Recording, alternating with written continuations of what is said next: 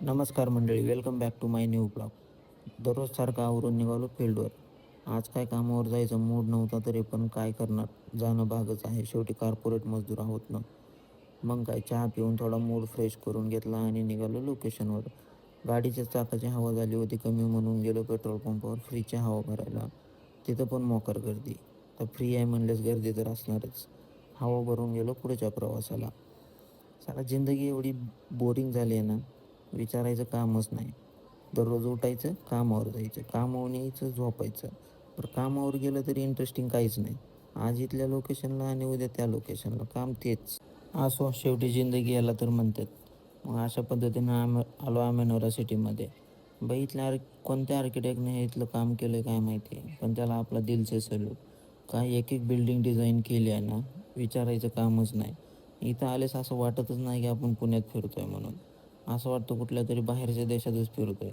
एवढं भारी इथलं वातावरण आहे ना, एकदम शांत, सर्व झाडी वगैरे सर्व गोष्टी, आणि इथल्या बिल्डिंग म्हणजे विषयच नाही भाई. अशा पद्धतीनं ॲमेनॉरा गाव फिरून आलो लोकेशनवर. इथं आलं तर बघितलं नगर परिषदेने एक रस्त्याचं काम केलं होतं. त्याला चालू होतं ओलं करायचं काम.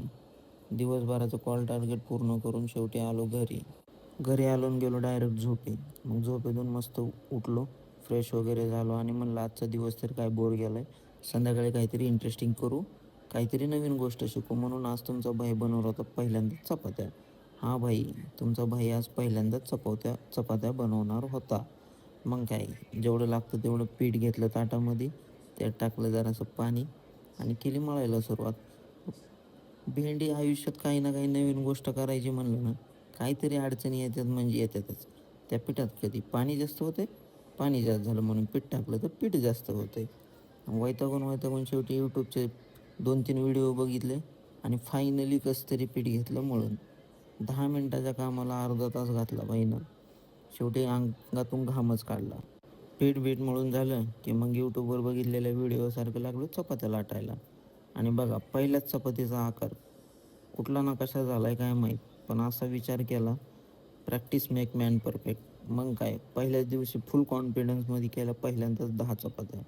आणि फर्स्ट टाईमच चपात्या करायला घेतल्या आणि त्यातच पहिलीच चपाती फुगली. मग काय, भाऊ फुल कॉन्फिडन्समध्ये एवढा खुश झाला की विचारायची सोयच नाही. मग तोपर्यंत पार्टनरनी भाजी वगैरे करून घेतली होती. मग असा होता आजचा बेत, कैरी, परत काकडी वगैरे.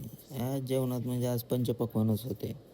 तर भावांनो, असा होता आजचा दिवस. व्हिडिओ आवडला असेल तर नक्कीच लाईक, सबस्क्राईब करायला विसरू नका. भेटूया नेक्स्ट ब्लॉगमध्ये. धन्यवाद.